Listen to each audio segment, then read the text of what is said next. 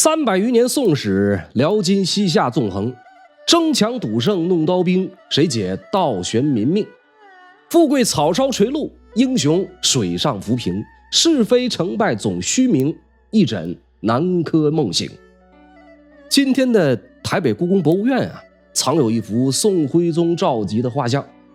尽管没有注明作者和画作完成的时间，但是今天的很多人认为这是目前有限的资源情况下最为接近宋徽宗本人的画作。我们看画像中的宋徽宗，似笑非笑，目视前方，意味深远。脸上是圆润饱满，眉毛也很长，胡须不多，但是修得精致有型。看这岁数，好像是在30-40岁上下。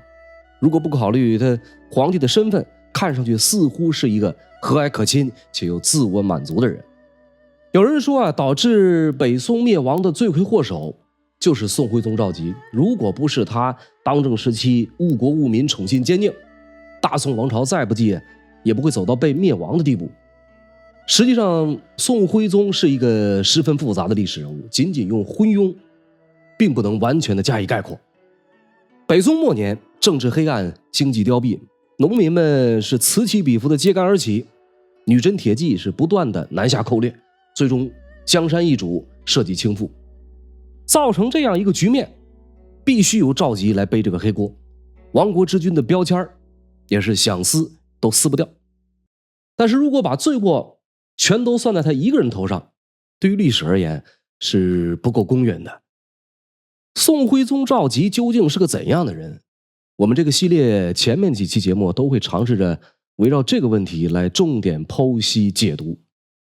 比较戏剧性的一点是，这位身上有着丰富艺术细胞的文艺范儿帝王，书画双绝的大宋官家，原本和95之尊的皇帝宝座是无缘的，只是在命运大手的捉弄下，偶然间成为了北宋王朝的终结者。好了，从今天开始，让我们正式走进两宋交接的历史节点，聊一聊赵佶从一个闲散王爷到一国之君的蜕变。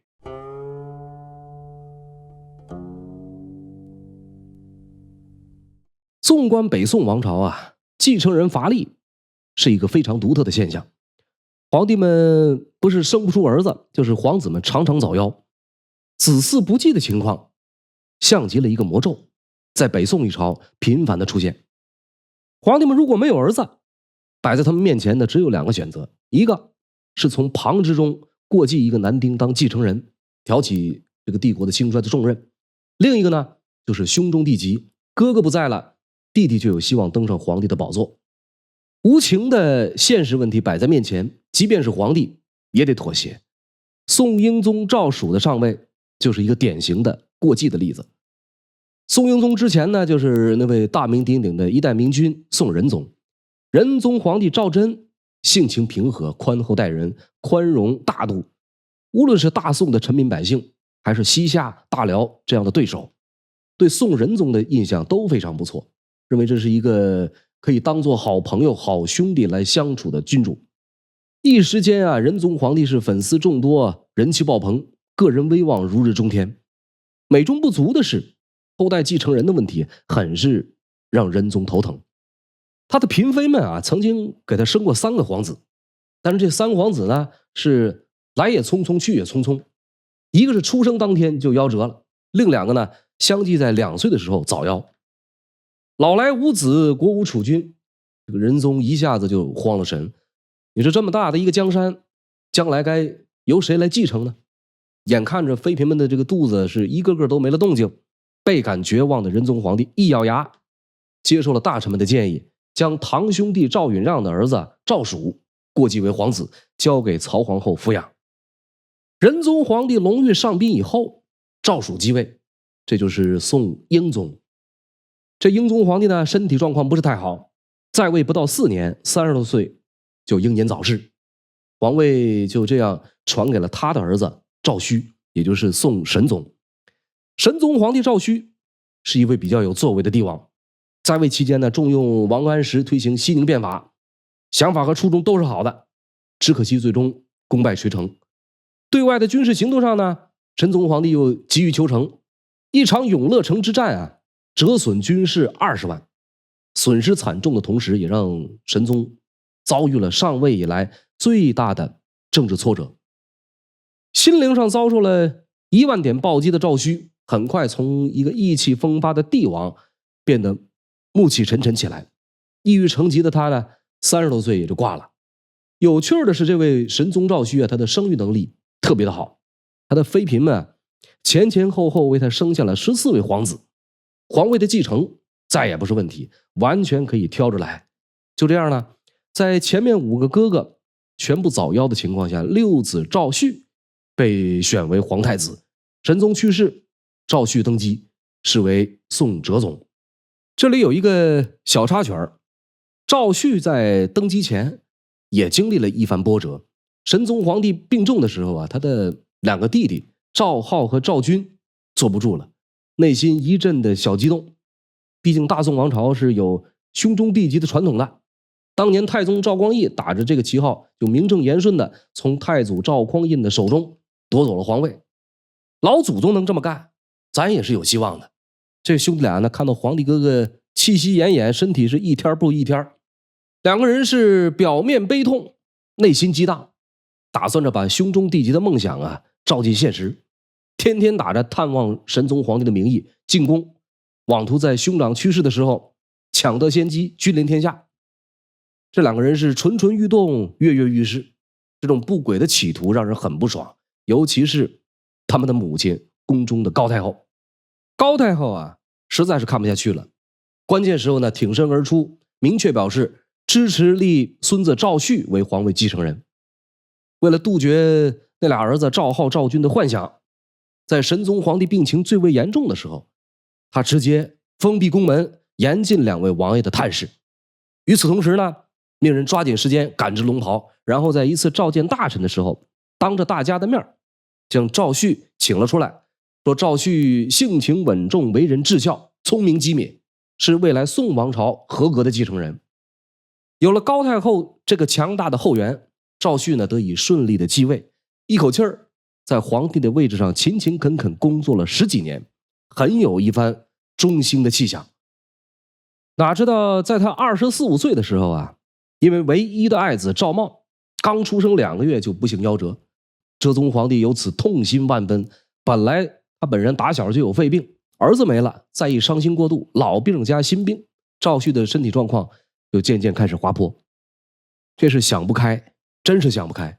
你说赵瑁夭折，再生几个就行了，后宫的嫔妃无数，生出皇子的可能性还是有很大概率的。留的青山在，不怕没柴烧，这个道理朴实浅显，明明白白。但是认死理儿的哲宗皇帝却没有这么想。赵瑁的早夭啊，击碎了他生活中的所有美好。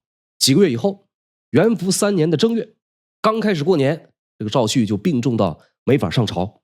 没几天的功夫，这位哲宗皇帝一口气儿没上来就驾崩了。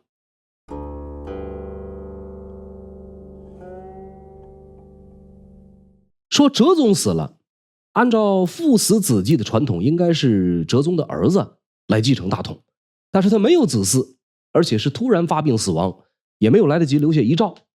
国不可一日无主，大好江山啊，交给谁来掌握，就成为了一桩急需解决又十分棘手的难题。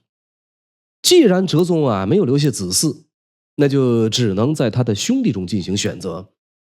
神宗皇帝呢，共计14个儿子，其中第1、2、3、4、5以及第7、第8、第10子，寿命最长的活到了5岁，最短的当天出生当天发送。到哲宗赵煦没了以后，还剩下这么个5个：老9申王赵毖，老11端王赵佶，老12申王赵宇，还有老13简王赵嗣，以及老14穆王赵猜。端王赵佶，他的生母是陈皇后，原本呢只是一个普通的宫女，生下赵佶以后，母以子贵，晋为美人。让我们把时间节点啊稍微向前拉一点。说元丰8年的3月初5，赵佶还在盘山学步的时候，他的父亲神宗皇帝驾崩了，母亲陈美人跟随着神宗灵柩来到灵殿守灵。由于悲伤过度，日渐消瘦，最后呢行销鼓励，身边的侍女们劝他吃饭服药。他对侍女们说：“得早逝先帝，愿足矣。”最后呢，就这样香消玉殒，年仅32岁。建中靖国年间，他被追封为了皇太后。或许是老爷家都在开封汴梁的缘故，赵佶和他的皇帝哥哥赵煦在众多兄弟当中打小关系最好。赵煦的母亲姓朱，这个朱氏的出身也不高，本来是宫女儿，先晋为才人，又晋为婕妤，而后昭容贤妃。朱氏为神宗生有2子，一个是哲宗赵煦，一个呢就是上面提到的13子简王赵嗣。哲宗继位以后，将自己的母亲尊为皇太妃。那为什么是皇太妃不是皇太后呢？因为这个神宗的皇后还健在。亲圣献肃皇后项氏，祖籍河内，生于权贵家庭。他的曾祖父是真宗一朝的宰相项敏忠，他的父亲是青州知府项京。治平3年，她嫁给了当时还是颖王的赵煦。神宗继位，立为皇后；哲宗继位，尊为皇太后。根据史料记载，这个项氏甚守女德，对族人也是严加约束，对于他们想要求官等等一些特权要求，一律拒绝，并且说项氏族中没有这个规矩，我不敢以私情乱公法。哲宗要为自己选立皇后，同时为诸王选妃的时候，那些垂涎富贵的王公大臣们纷纷把女儿送过来应聘，但是项氏却要求项家的女子一律不得参加预选。应该说这是一位格局很大的女性，满朝文武大臣也都觉得项太后是公平正直，不徇私情。然而正是这位大格局的项太后，在历史上留下最深刻的记载，是她在哲宗去世以后坚持拥立端王赵佶为帝。那么这究竟又是怎么一回事呢？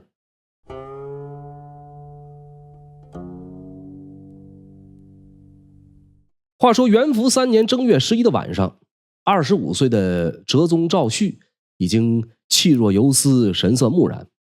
病榻前站着2个人，一个呢是他的生母朱太妃，一个是项太后。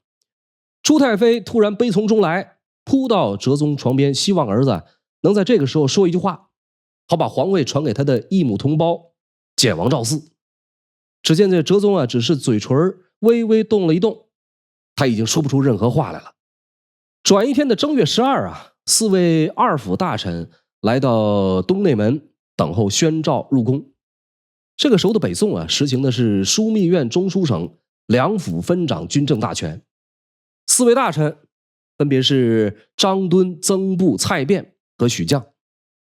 他们得知哲宗的病情已经非常严重，原本计划呢是当天在宫里边给皇帝祈福，但是走到东内门被宦官首领梁从政拦下来，告知不能入内。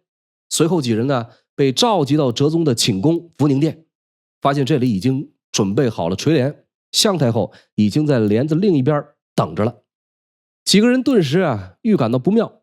项太后呢在帘子里边哭了几声，随后说道：“国家多难，大行皇帝不幸崩逝，他没有留下子嗣，由谁来继位，必须现在就定下来。”众人是稍作沉默，还在想着怎么应对的时候，宰相张敦厉声说道：“依照礼典律令，当立同母弟简王。”张敦说的是什么意思呢？按照中国古代皇位的传承规则，有嫡立嫡，无嫡立长。有皇后生的儿子就立皇后生的儿子，如果没有，就谁年龄大谁排在前面。像哲宗这种情况呢，没有儿子，那就在他的兄弟中来挑选，基本上也还是有嫡立嫡，无嫡立长。无嫡立长的情况下，血缘关系的远近可以作为一种考虑，就是谁跟上一任皇帝是一母所生的，谁就或许可以享有优先权。张敦首先提出拥立简王赵嗣，秉承的就是这个原则。那么张敦为什么要帮简王说话呢？因为他在出任首席宰相的时候，朱太妃帮他说过话，双方之间的关系可以说是非同一般，一荣俱荣，一损俱损。听张敦这么一说项太后马上予以反驳，说老身无子，其余诸王都是庶出，不必如此分别。再说这简王是神宗第13子，断无僭越诸兄之理，轻言不当可在意。张敦又奏：论长幼有序，应该拥立申王弼为帝。按照先后顺序排，那就得拥立神宗第9子申王赵弼。向太后呢马上驳斥说：申王年龄虽长，但一步一秒，岂有堂堂天子渺目之理？此事万万不可，勿用在意。申王赵弼也不行，他小时候啊生了病，差点挂掉，好了以后发现眼睛瞎掉了一只，这一只眼的皇帝，这叫哪门子事儿呢？简王不行，申王也不行，接下来该轮到谁了呢？向太后看了一圈，接着说：申王病眼，依次当立端王。见先帝曾言，端王生得有福寿，卿等以为如何呀？拥立新君啊，是敏感问题，同时也是大好机会。知枢密院事曾布这个时候朗声说道：说张敦并不曾和大家商量，皇太后圣谕极为远大。曾布这么一说，蔡卞马上跟着说：全在皇太后圣旨。剩下个许将也赶紧跟着随声附和，少数服从多数，这个朝议就这样确定下来，由端王赵佶承继大统。朝议确定以后，向太后马上遣使宣召端王入宫。等候端王的同时，二府大臣开始起草哲宗的遗诏。不一会儿，得知端王已经来了，几个人便跟随着一起再次来到福宁殿。向太后在帘子里边宣布说：皇帝已弃天下无子，端王当立。你哥哥已经走了，我们决定拥立你为皇帝。赵佶是推辞一番，说申王居长，不敢当。向太后呢给他解释了一下，说申王有眼病，依照次序只能是你。曾布等人也跟着说宗社大计，不可辞者。退让过后，一切都行礼如仪。赵佶在大行皇帝灵柩前宣布继位，这就是徽宗皇帝。这一年他才19岁。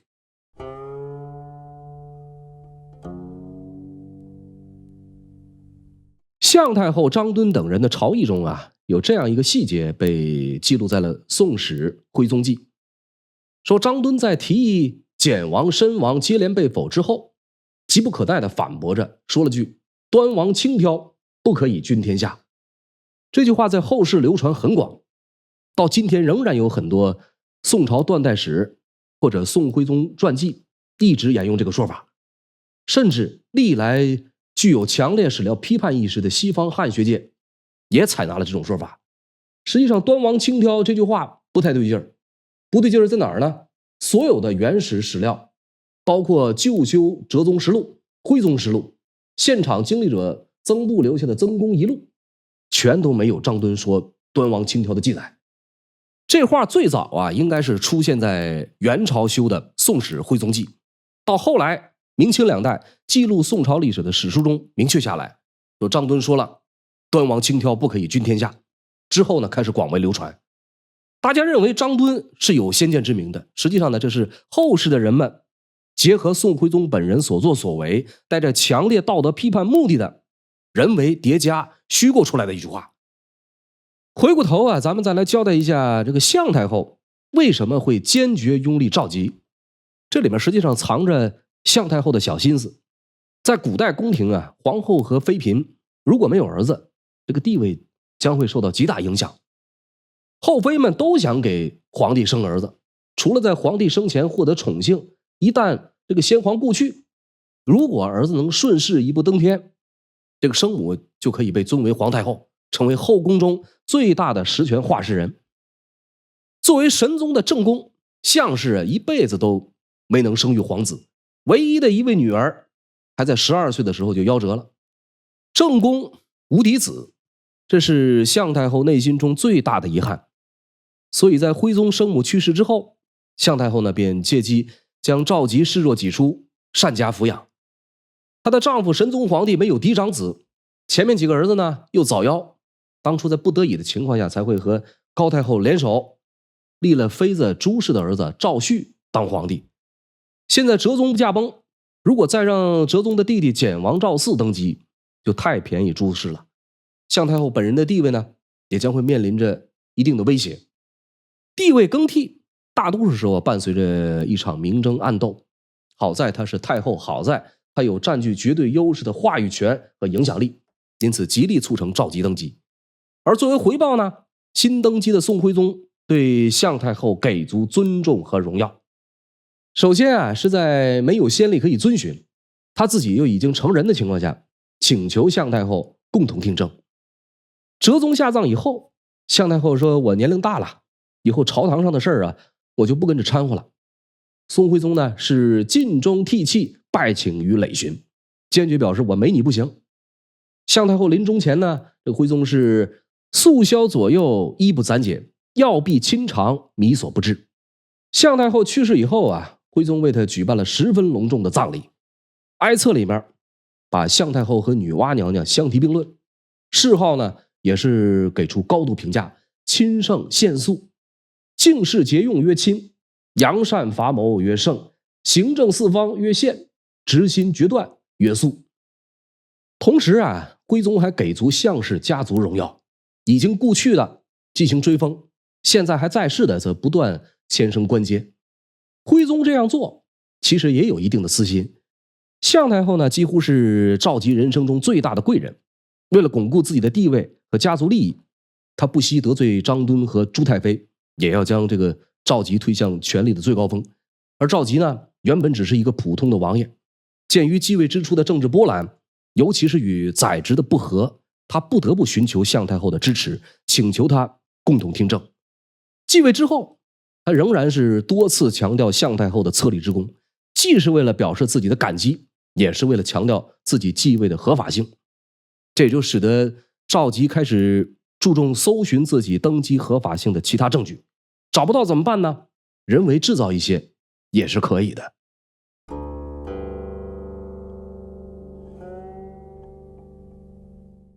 关于赵佶的出生啊，有这样一段故事流传后世，说是有一年神宗皇帝赵顼在宫廷藏书阁找书，无意中呢看到不远处墙上悬挂着的南唐后主李煜的画像。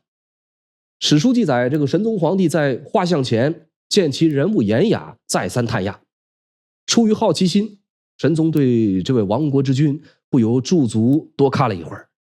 谁知回去以后，就有太监急匆匆的跑过来，喘着气儿告诉神宗皇帝说，陈美人刚刚诞下一子，这就是日后的徽宗赵佶。这个故事是不是有点太过于巧合了呢？但是我们从赵佶的身上啊，也的确能够看到李后主的影子。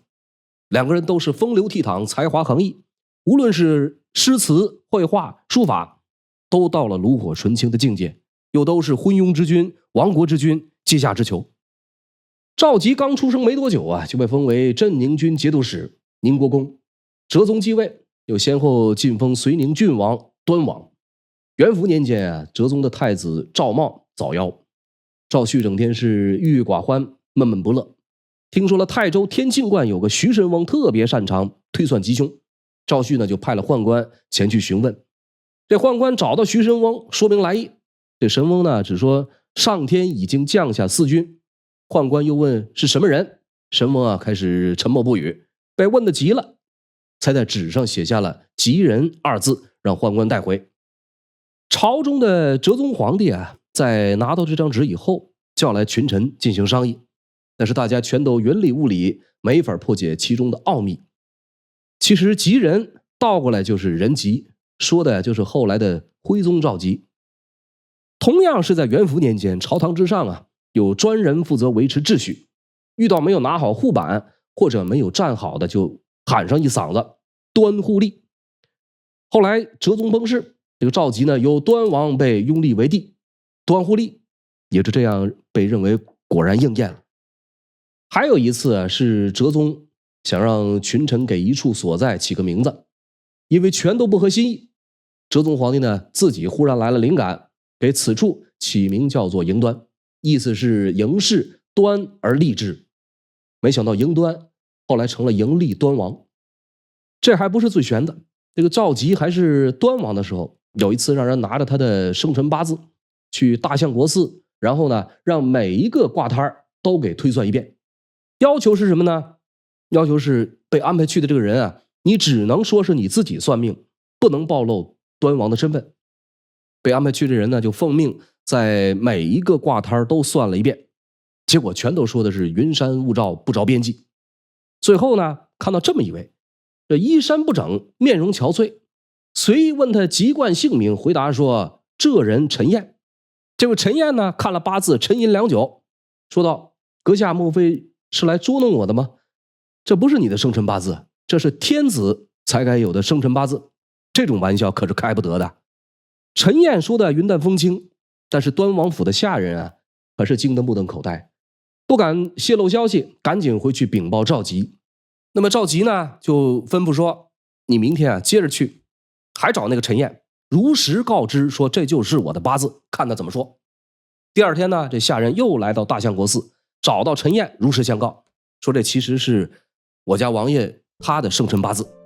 陈彦呢，又把这个八字仔仔细细瞧了一遍，然后说：请回去禀报端王，他命中注定会当天子，愿他自爱。时隔不久，陈彦的话果然应验，赵佶一步登天，而陈彦呢，也从此是官运亨通，从街边算卦卖字儿做到了节度使，平步青云，炙手可热。这几则记载啊，看上去或玄奥或牵强，甚至不排除人为编造。之所以被记录下来，目的只有一个，那就是宋徽宗为自己塑造继位的合理合法性。因此在他继位之初，在朝堂之外广泛征召有预言能力以及在社会上有广泛影响的道士方士，这些人以宋徽宗为中心，为其搜集证据，制造舆论，同时呢，也为徽宗本人疯狂崇道，最终成为道君皇帝埋下了伏笔。我们现在一提起宋徽宗这位历史人物啊，往往总会联想到他多么荒于政事，贪图享乐，昏庸无道。实际上在继位之初，徽宗赵佶啊是大刀阔斧整理朝纲，甚至大有政治清明的迹象。这些究竟是怎么一回事？请听下回徽宗出征。感谢您收看收听烽火照东南，这是慢聊两宋烟云的第1集。如果喜欢我的节目，欢迎订阅我的频道。本期节目到此结束，我们下一期不见不散。